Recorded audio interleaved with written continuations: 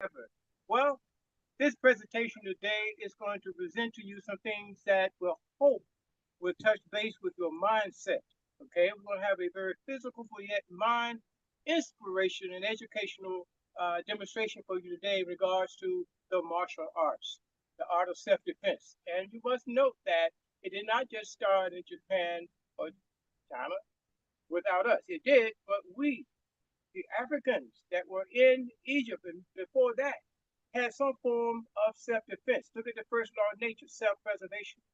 Okay, who had the first mindset? Of course, we did, and of course, we had to have some means of self-defense.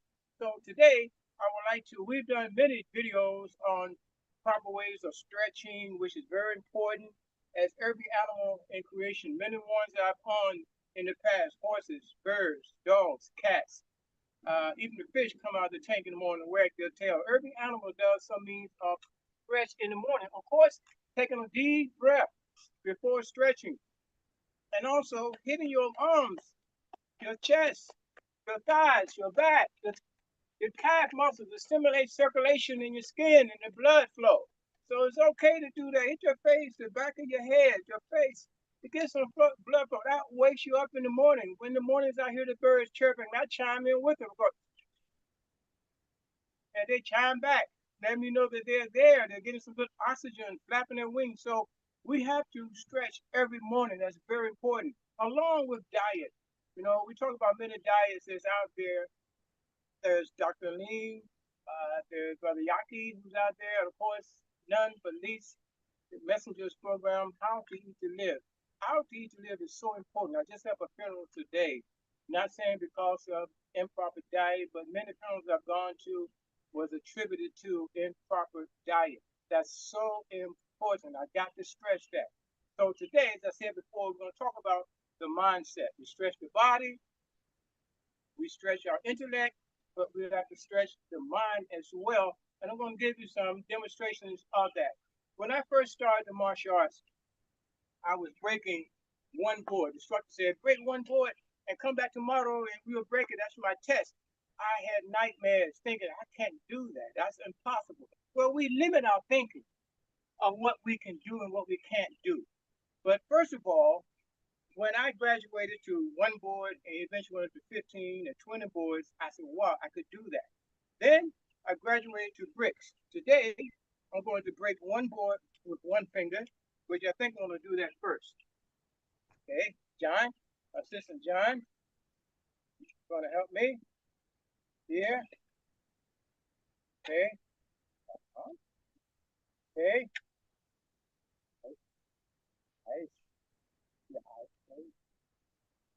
here. This is one of the things I did at the first Saviours Day in 1981. Hey, all right. Okay, thank you. Hey, okay. Thanks. As one board, one finger. People say that's impossible. Well, it's possible. All things are possible. If you think something, you can do something. But you think hard, pray on it, believe in yourself. My next obstacle here now, when we see something, oh, he's not going to do that. He can't break it. I used to break two of these with my head, but I'm not going to do that today. Normally, my limit is 10 bricks, but I want to go break four to get the point to you today. That if you believe in yourself, you believe in something that you can do, you know, doubt is the sister to disbelief. So try to believe in things that you believe that you can do. Otherwise, someone else going to achieve it and do it. You can say, I thought about that before. Move on it now. We're at the day and time now. We got to move quickly in thinking dependent and independent of yourselves and the creator. Become more independent. Be more investing in your ideas. I must say that. It's very important. So now I'm going to break these bricks here. I'm not going to say my hand can't do it. I'm seeing it being done. I'm seeing it down here. My hand has already gone through it before I done it. My projection of thought is there. So I'm going to light my hand with fire. But before we break things, we condition the hand with a brick, with a pad. We condition the hand to kind of numb a little bit, to get the bones acclimated, to structure, to hardness, and the muscles as well to the shock. Okay? John is going to First, I'm going to light the bricks, alcohol. Oh, my hand here. Don't light the both together. Okay, ready? Light the bricks.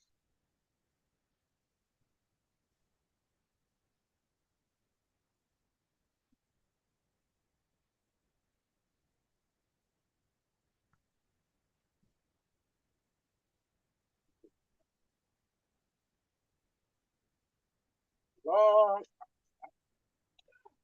Hey, hey, hey, hey, it's going. Long. Walk by. Hey, hey, hey, can't do it that way. Hey, hey, hey, hey, hey, hey, hey, hey, hey. God, it's not my day. Hey, hey, hey, hey,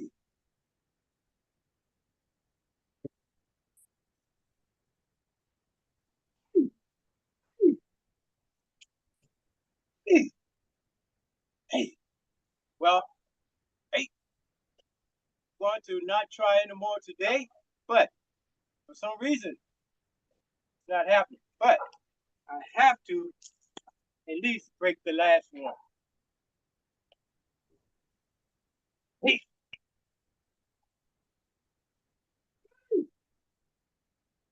hey, hey, not happening. I don't understand. It's the first time I've never had this to happen, but understand what I'm saying is that you have to believe. And I had to go through them one way or the other. You don't go through with your hand the first time, there's always another way. We're going to go to the back. Oh, one more thing.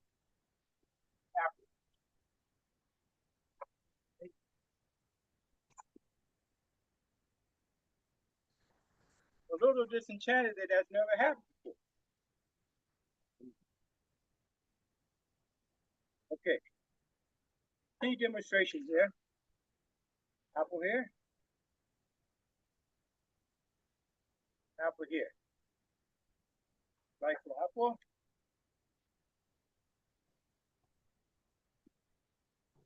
apple here. Going to bend it for the chi demonstration onto my neck. Hey, right,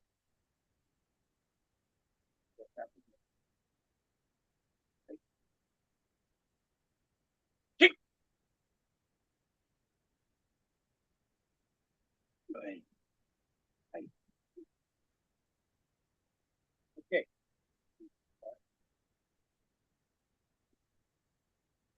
okay, we're gonna move to the back. Okay.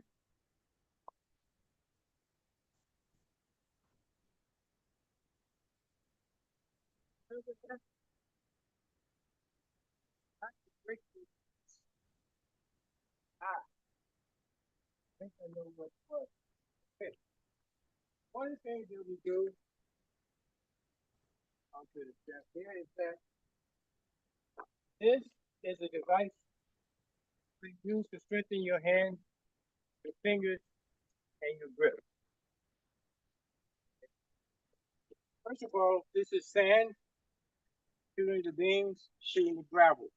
The sand, you shoot, turn, fingers through the beams, turn, gravel, fist, spear, fingers, turn, strengthen the fingers, and the grip. Now, the style of martial arts that we teach is called Walloon Wing Chun. Wing Chun was developed by a female 400 years ago as a myth behind, not necessarily a myth, a true story. It's a style that Bruce Lee developed, not developed, but studied. And he developed Jeet Kune Do out of Wing Chun. But this is a device called Muk Chun. In Muk Chun and in the martial arts, there's a lot of things going on that you really don't see happen. For instance, um, three arms, stomach, head, and the leg. Kicks are called dongurks. Arms here, stomach. So I'm going to use different punches. This is called Hyun Sao. Dong Yun strikes. Called Shan Quan, Shan Jing strikes here. Called Bill G, finger strikes to the eyes. Okay, so leg, checking the legs. So it's a drill in the Muchong where we do simple block here. Prairie block, lap sao, Shan Quan, lap sao, Shan Quan.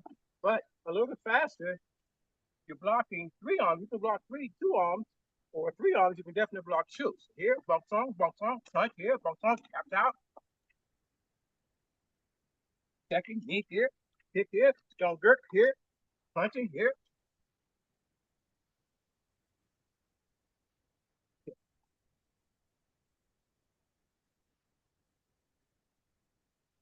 Same punch here. Drag and punch here, here. Feel G, here, lock, lock, punch here. Now, a lot of that, before we do that, we use something called Jit Dao Jiao, which kind of toughens a little bit the hands and the fingers joints itself, kind of strengthen the muscles as well as the stomach. So now we're going to go into the house to go through a little bit more demonstration.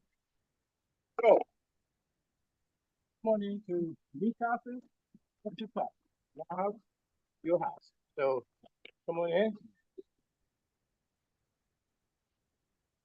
This is a little studio here. And get the pan. So, as you come in here, John, put this here, John. Yeah.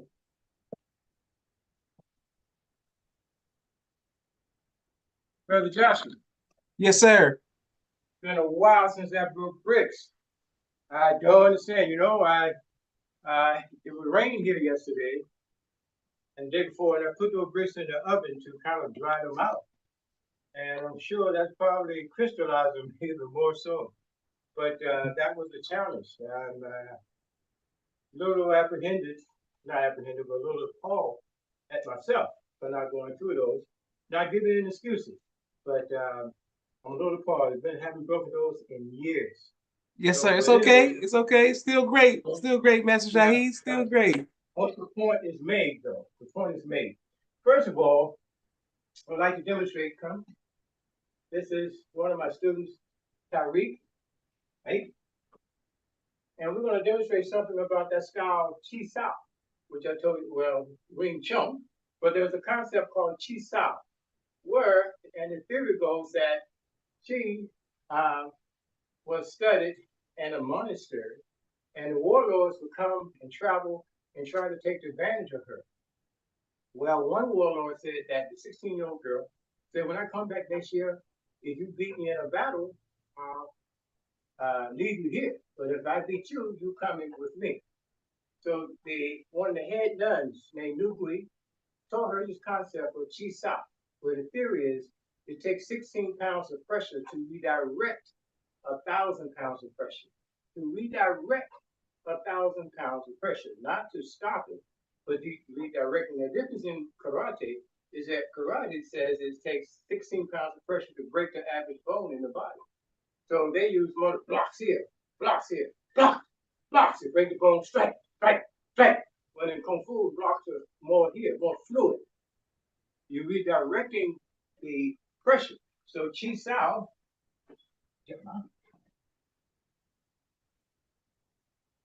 Chi Sao is where you learn he's keeping me from hitting him, and I'm keeping him from hitting me, but we're flowing with each other's motion. It's called Chi Sao. Yeah. Yes, sir. Keeping him from hitting me. And the blocks I'm using, this is called a Bong Sao, Dong Sao, which can use a Bill G strike, Yong Yun to the parts of the body here. Okay, so as I release, I can do a punch, but he's redirecting my punch here. Welcome to Young You. Keep back, keep going. You redirecting in here, and we're back to the drill called Chi Sao. Okay, bring back to your punch quickly. Back quickly.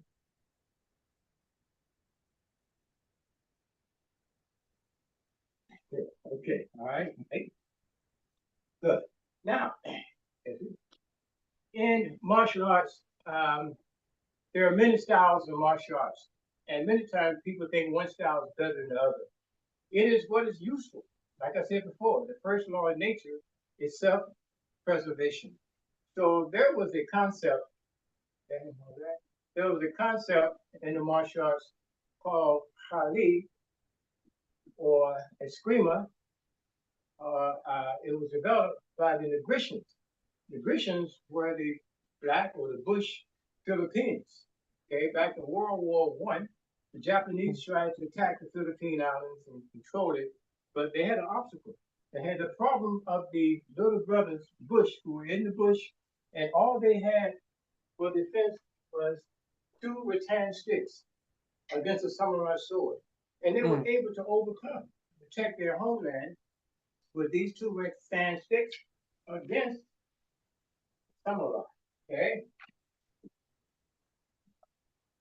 Against the samurai. Now, the rattan over years, I had this for 50 years, sword fighting, and you see, it just treads. It doesn't really break like regular wood. Okay? It's fibers that grows in this rattan wood. So, as he come down with a vertical strike here, they knew they had one strike.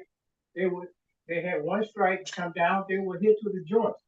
They would break the wrist to the elbow, to the knees, strike to the head, pierce to the neck. They would use these to just defend themselves, covering the entire body. It would shield the body here. Completely, the legs, the arms, other strike. Horizontal strike would come here, they would hit to the hand, curve the sword out of the way, to the head, again, Yes, to sir. the elbows, to the knees to immobilize the opponent, and then they will move. Now, here's the theory says that the brothers were so spirited high off to defend themselves that if they lost a limb or they were cut, they would not die in the presence of the enemy. They would rush away off into the bush. But they defended themselves. Eventually, in World War II, the Americans developed a 45 caliber just for that, I understand.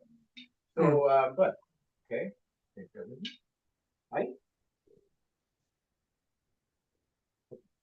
Okay, now, as I said before, there are many, many different types of weapons that you see here. We have the triple spear, we have the kwando, the single spear. Again, your number one weapon is we teach your mind to be able to think through obstacles, to think through problems. The number two weapon is your voice, to be able to communicate a situation. You know, many times we don't have a dialogue, or we don't have that type of intermediate thought in dealing with situations when emotions get into play. So it's very important. I've never had a physical confrontation. I've been studying martial arts for over 65 years now. I've never had a physical confrontation, maybe verbally, but not physical, because I try not to take it to that level, because either they're going to get hurt or I'm going to get hurt. So we try to keep that from happening, to save each other's life, for whatever means that is about, is saving life. So, but however, I would like to share something with you. Here we go. Cane there, John. And come. Now, sometimes when people get older, they think that, oh, the cane, I have, I'm on 2 days, I can't use the cane. The cane is a very effective weapon. Okay, come up a little bit more here. Okay, so if someone attacks here with a cane, you throw a punch here, you can lock in, arm, take them down using the cane, or very simple, you come in here, to the groin here, you can step this way, and take them off balance, step back a little bit, or you can come with the cane, strike from here, right across the body here, using the cane, the pierce strike, come back here, or use the cane as a single horizontal strike here, behind the head, come back, and you can take a person down from here. So there's Mm. many ways the cane itself can be used. It's nothing but just a horizontal strike here, back, poke strike here, underneath the body, come closer here, come underneath here and hook. That would be very effective and very painful. So the cane itself, ready? Hey. So there are many weapons. However, in Wing Chun, come, please. We have what you just saw us do here. Come here. You saw me on the Muchong and the hand technique. You probably didn't understand. This is called T-Sao, where we do the T-Sao motion. But this technique here is called Hyun Sao, where you circle here, just to circle about yourself. Here, our way, Young Yun, Bill G strikes here. Jung Kwan, Dragon Fire, the Dragon Breath through the middle of the body. Chair Pie, elbow, pecs out to the neck. But, okay, thank you. I want to go through a little simple drill, okay, called Silim Dao, which means simple thought in Wing Chun. And in Silim Dao, you're doing a lot of those hand techniques. When I first saw this, I thought that was the weakest thing because I had a black belt in karate and I wasn't into Kung Fu at that time. And I was like, what in the world? I didn't get into Kung Fu until 1971. I mostly started in Ishinryu karate, which I first got my first black belt in Ishinryu karate. But when I first saw this here, I thought, what is this? So they come out, Bill G, Yes, sir. Hyun Sao, Bill G, Fak Sao, Hyun Sao, Bong Sao, Young Yun, which is the palm heel strike. Young Yun. Xiang Quan is coming from the center strike. Xiang Quan, Xiang Jing, the one inch pipe strike. One Jing here. Double Young Yun, double Bill G. Chair Pa, elbow strike. Pick Sao, which is the outer blade. Chair Pa, Chop Kong, elbow down. Bill G. Chair Pa, Cup Jong here. Bill G. Pull. Then, of course, you have the double palm down strike, double palm, pull back. And these are the simple basic techniques we do over and over here. Hyun Sao, Bill G, Fak Sao, Hyun Sao, pull. Then we close out. Here, inhale, and exhale. So it went on. It can go on for 15 minutes, but there's over and over repetitive perfecting those techniques. But they seem like they're very simple.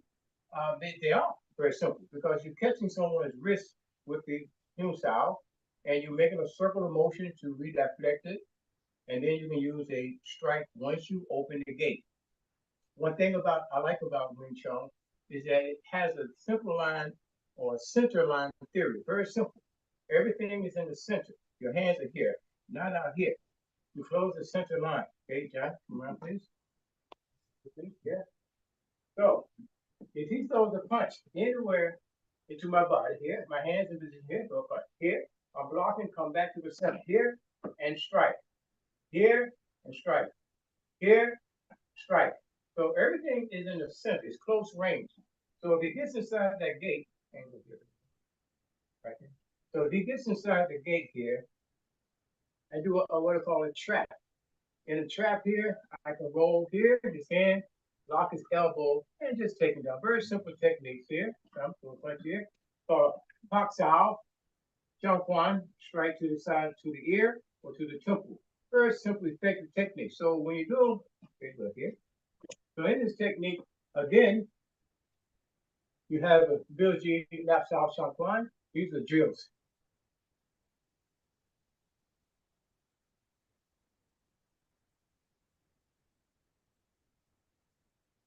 So all of these are just combinations. And one thing about Wing Chun is that you don't have a lot of high kicks. You know, They're called dongurks. Come again, John, please quickly. Okay, dongurks are done very low line kicks. You don't have to kick all the way up to someone's head.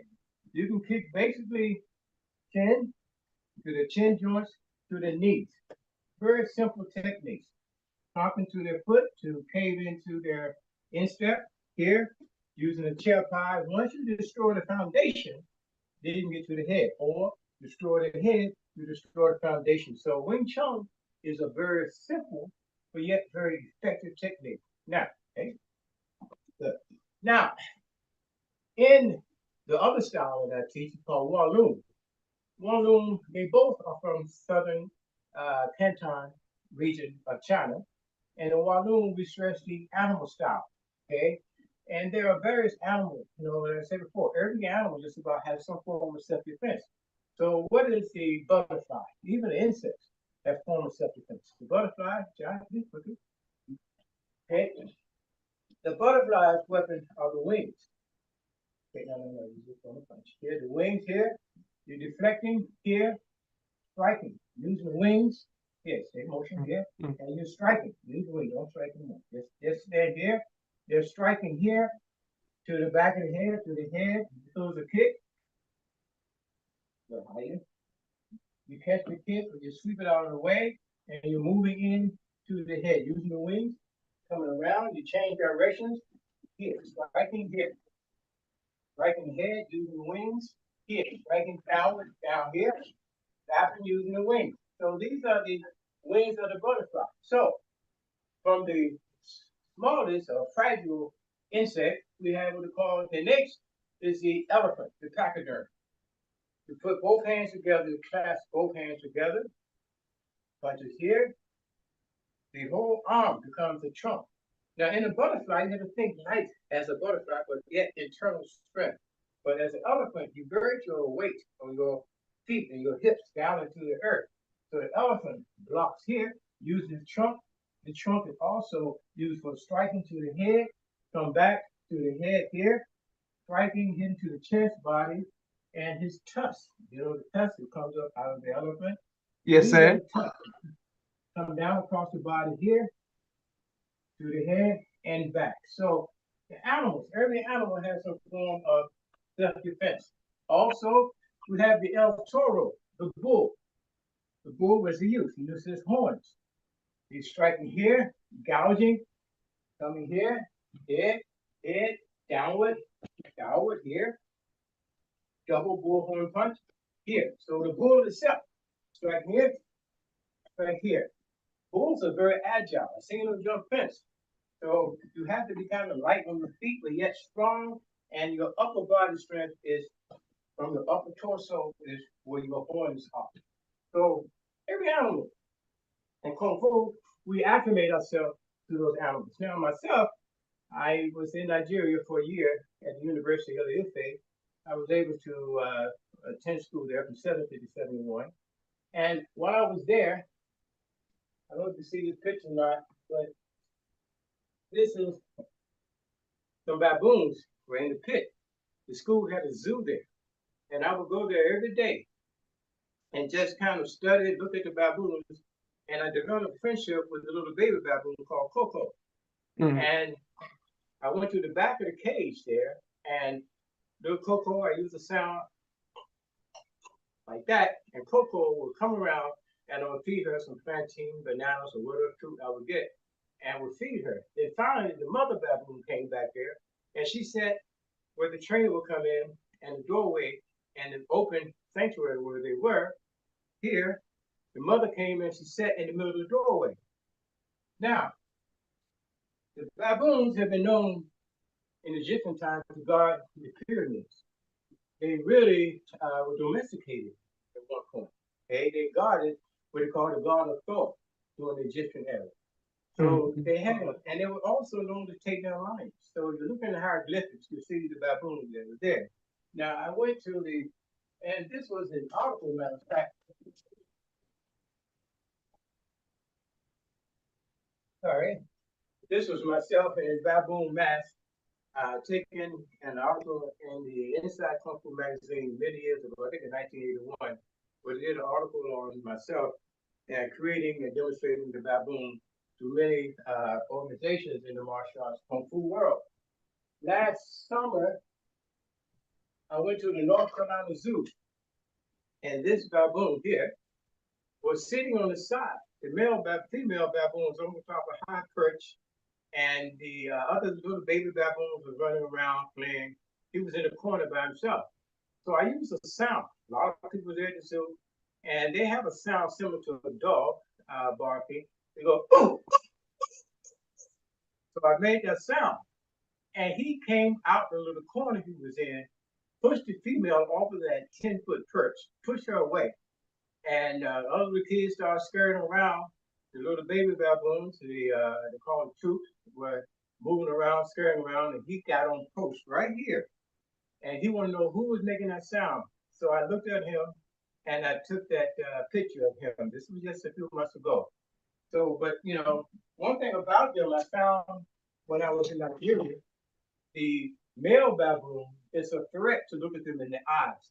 So when in Nigeria, what happened was the male baboon finally came into that area, ran the mother out, ran little Coco out, and that's how I started developing his style of fighting. The baboon, come around, John, is a style that when it goes in, when you start off, somebody attack you, go into a sound that would startle someone if you make a sound. So, like in Japanese karate, yeah, they use that sound, kia, to really startle someone or to give you more chi power. Okay, so but in the baboon, make that sound. You're striking across. You're striking across. You're moving here. You're moving low. So low stop. Stop your stance. You're coming here. If someone kicks here, you catch the foundation, you spin them up, striking across the eyes, you're moving into them. Striking, using your hands in this type of claw-like motion. So the baboon is a very tenacious creature. I wouldn't want to face one hand eye to eye. I'm glad that cage was there because they are very effective warriors and fighters. Okay, good. So, Brother Joshua, Yes, sir. you have any questions? Absolutely. I just want to first of all, thank you. Thank your students. Everybody is showing love all around the world. Walaikum salam to Sister Miriam, Sister Naima, Sister Evelyn, and people who are, giving you all, nothing but kudos and saluting you all. I wanted to ask you, do you suggest that we find our own animals to model martial arts from, or are there any animals that you suggest we study? Well, first of all, very simple. The elephant, you don't make your hands together like so, because you got 28 bones in the hand. You can break your fingers if you hit wrong. You make your hands slap, interlock thumbs like so, and make it tight. And you can use your forearms. It's called the wusao. Okay, your forearms are the weapons where you can use, but don't lean into the person. You got to maintain your structure. So use water is going to be very fluid with that animal. Okay, so here you use your arms in a circular motion, horizontal, but be very fluid with it.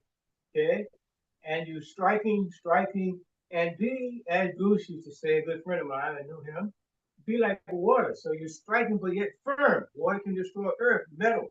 So you're striking. So that's a very simple. Of course, the butterfly. You know, there's some called the crane, where you use your beak to strike here, wings as well. Yes, sir. Here, striking. So whatever person feels, whether it was the butterfly, the elephant, the bull, the baboon, or the tiger, which moves very cunningly here, striking here, tiger walk, tiger on the run, here, moving, claw striking here, tiger, strike. A lot of women like to use those nails. So Yes, sir. Yes, sir. here, striking to the eyes. Now, many times the battle can end just a quick strike to the eyes.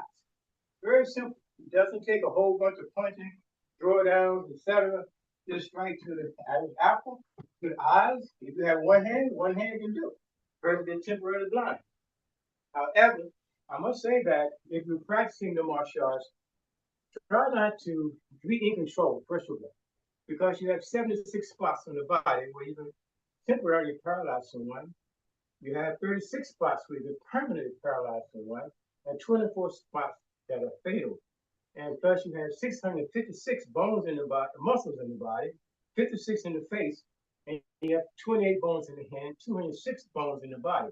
Now, again, with those muscles in the face, you got to be very aware how you are looking using your face if you feel you're in danger. People can sense your facial expression if you're afraid of it or you seem you're apprehensive about something. So be very careful. Matter of fact, if you look at a movie sometime and you see a person's expression, you know what they're going to do just by their expression. So you keep that facial expression and that demeanor. Be aware of how you look in your emotion. Don't look angry. Now, speaking of facial muscles, okay, another muscle, not just the mind muscle, but the facial muscle. You can lift the face muscles up in the morning when you shower. So you won't get those saggy lines in the face that's going to come due to gravity. So those are muscles as well. Lift up, wash up, pull back, even your eyes here, those crow's feet, whatever they're called, and just do those things in your face. But expressions are very important, so that can give away if you're afraid or you're doubtful in those aspects of muscle. But again, to answer your question, whatever animal or person perfect to use, but we are humans, we're God's main animal, and that tech weapons that we have is awareness, particularly for young ladies. When you're into a new area, you're aware of smells, sounds, just your inner gut, your inner instinct will tell you if there's danger or not. But don't push that to a side. You can sense certain danger if you're aware and use that sense, keying into that. Just your vibratory rate will speak to that. So be aware, be cognizant of where you are at all times, who you're with, do a check-in, smells, just all your use your senses in the environment. But if someone is close to you or threatening you, that's when you have to apply some form of self-defense. Don't, as there was a movie called The Wind of the Lion years ago back in the early 70s, where it was done in the Middle East, where one of the warriors said, anyone can stand across, a coward can stand across and shoot a gun, but a real person comes hand in hand. Well, yes, we have a lot of cowards out here today running right by shooting and killing their own family members for that matter, sisters and brothers, as we all are family, no matter who you are. So we have to be very cognizant of our environment, but using our number one weapon, our number two weapon, to be able to communicate with one another, conflict resolution, how to resolve a situation. Sometimes think about scenarios. And I'm going to give you a true scenario what happened to me once. I was teaching at the McFunding Cultural Institute in Watts, and it was a first building built after Watts Riot. It was founded by Mambo Milva Arthur, Leroy Jones, and Ron Karinga, Milana, uh, Mm. who was the founder of the Kwanzaa. And I became the last director of the center there. We had Nancy Wilson, Sister Tyson, many actors, the Silvers groups that came out of it. Well, I was locked, and I had like 100 students at that time. The Bruce Lee era was so big. Everybody and their grandmother wanted to take martial arts. So, but one day I was locking the facility up. I was coming down the second floor, where it's two stories. I was walking down, and as I got halfway down the steps, I was getting ready to come down. Some gentleman came out of nowhere. No one else was in the building but myself. I was locking it up. But this guy pulled out a long, like a long 38 pistol, and he aimed at me. And what he did, I'd never seen him before in my life, and never seen him afterwards. So when he aimed it at me, and I just thought, I said, well, he's gonna shoot me. If I turn around and run down the hall, he'll really shoot me. Or if I try to jump and kick him as I'm leaping down the steps, and I'm the aggressor, I get kicked. But I used my mind and my voice. I said, go ahead, man. You go ahead, you shoot me. I just be another day in brother, and you'll be in jail the rest of your life. So what it's gonna be? And he put the gun in his waist, ran down the steps, out the door, never seen him since. God bless that. Was a decision that I had to make right then on the spot. So we have to be very cognizant of sometimes practice what you can say. So you're gonna fumble. No. Practice some scenario, what you would say if you're in a line of danger. Of course, we as Muslims, we say Allah Akbar, we call on Allah to give us some kind of inner strength there, or some inner. Sometimes that word itself will give you strength and a focus on what to do and what not to do. So, but anyway, I just wanted to share that, and I hope that kind of answers your question a little bit. Yes, sir. It answers my question perfectly. We want well. Another thing that we would like to know is, sir, you spoke of the Bruce Lee era. What was that era like? Oh man, that era. Let me tell you something about that. I met Bruce Lee first in 1968 in Washington D.C. at the Carter Theater.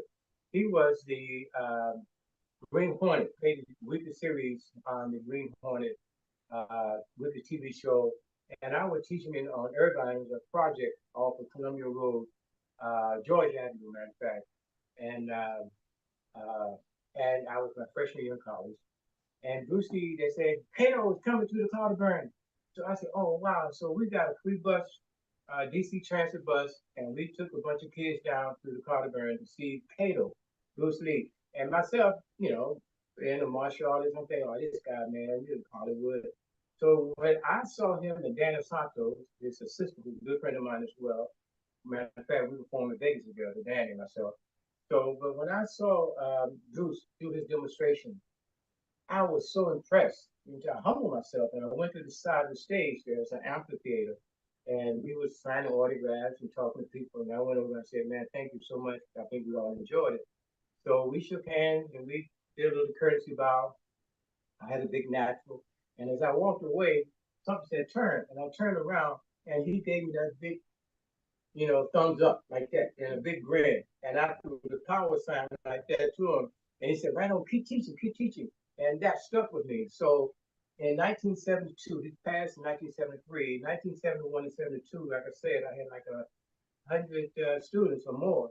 And two good friends of mine, Jim Kelly and Steve Sanders, they were very acquainted with him. And I did get reacquainted with Goose in Chinatown on Spring Street. I was leaving a class from my grandmaster, Arthur Wong, and he was in the parking lot signing autographs and talking, and I reacquainted myself. And he said, "Oh, he didn't remember me per se because he'd seen thousands of people. We were on a tour that year, from Florida all the way up to Atlanta, D.C., New York, and etc. But he asked what I wanted to be in a project with. I said, sure. So I went back to my studio and I told all my kids, man, I'm gonna get in a movie to see. So he went to China and he never came back alive. But two of my friends, like I said, Jim Kelly and brother Tijo Muhammad, Steve, was in the movie Into the Dragon. And I knew both of them very well back then. They had schools on the west side of LA. They were picking cars. Brother Steve had one of the most powerful schools back then on Crenshaw Boulevard.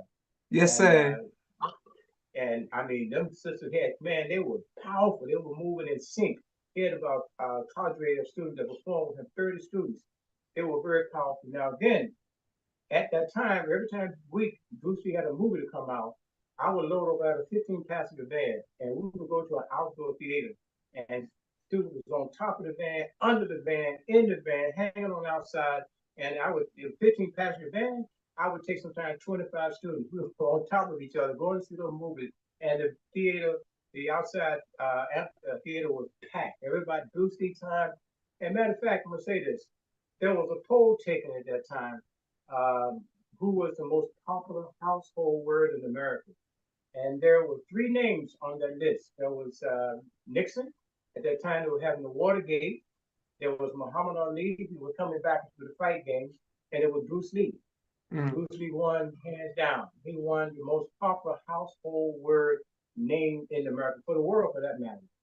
And I have several theories on what happened. I'm sure it was political assassination, at some point, based on, matter of fact, the messenger offered him $1 million to teach the FOI. Mm. And I think he accepted because Ali was working kind of away with him, and but Bruce was so busy at that time he didn't turn it down.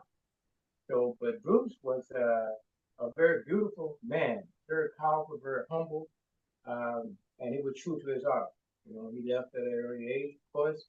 But theories that I have is one is that by him being the most popular person on the planet pretty much at that time, he was bringing in a lot of Eastern concepts and philosophy. Medicines were coming in, flooding the stores in LA. the martial arts stores, medicine, acupuncture, acupressure, different forms of healing. And the AMA wasn't pleased with that. American Medical Mm. Association wasn't pleased with him bringing these new concepts. And I mean, it was flooding. So I'm thinking there was many other factors and ramifications that was caused due to his passing. Um, but nevertheless, that was just part of my theory. And I had a friend of mine in Chinatown who was over there at the time. He kind of felt the same thing. He said yes. And matter of fact, I was also studying acupuncture at that time. And I was also doing treatments of acupuncture. But um, any other questions about that? And that was a fantastic era of the time. Oh, let me say this by the way also. Time I noticed all the Taekwondo was number one style of karate entry at that time in the country. Taekwondo. Are you there, brother? Yes, I'm right here. Your screen went off, but I'm right here. We're right here with you. Okay. All right. At that time, the Taekwondo, all the schools in the country were Taekwondo, Taekwondo. Then when the Bruce Lee era came about, all these Taekwondo schools would put Kung Fu across the top, marketing their Mm. schools all for Kung Fu, but not what they were karate. So they capitalized off of the word Kung Fu. I saw that trend happening all across the country, from coast to coast. Taekwondo Kung Fu, Kung Fu, Kung Fu. And they were actually teaching karate.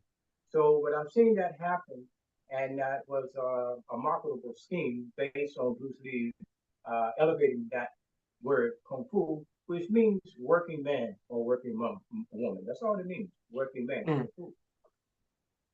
Beautiful. Yes, Okay. sir. Okay. How can we support you? Do you have any virtual classes? Do you teach in person? How can we learn more of your style?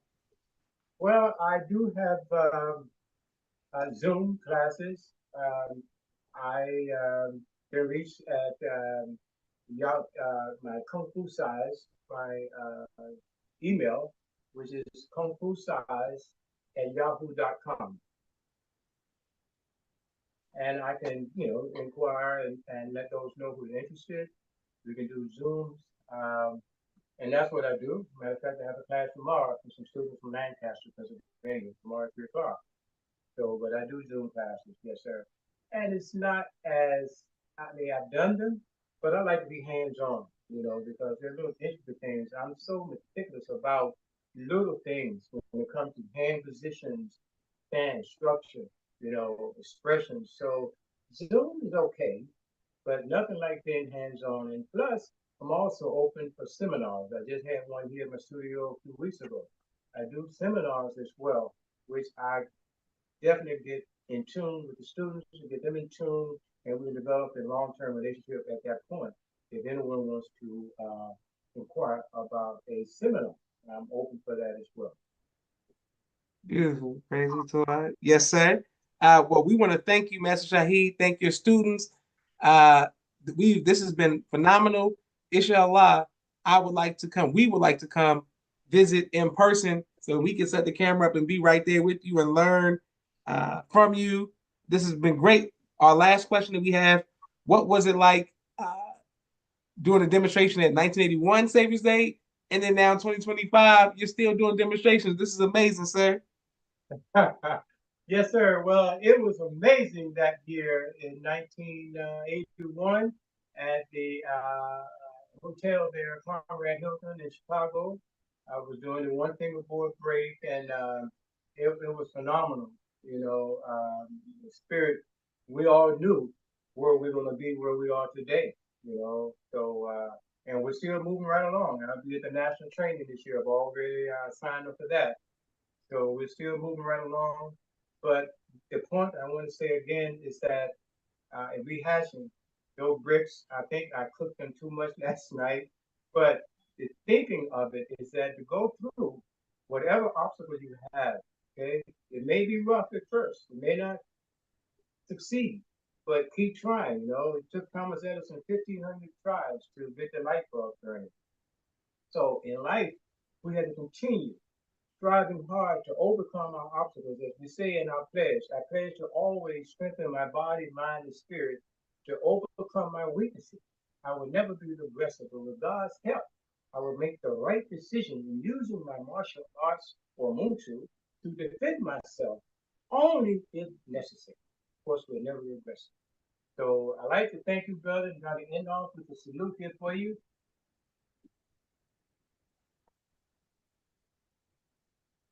Thank you, brother, and greet you Thank you, again. sir. In the greeting words of peace of Assalamu alaikum, sir. Welcome salam. Thank you all for watching, sir.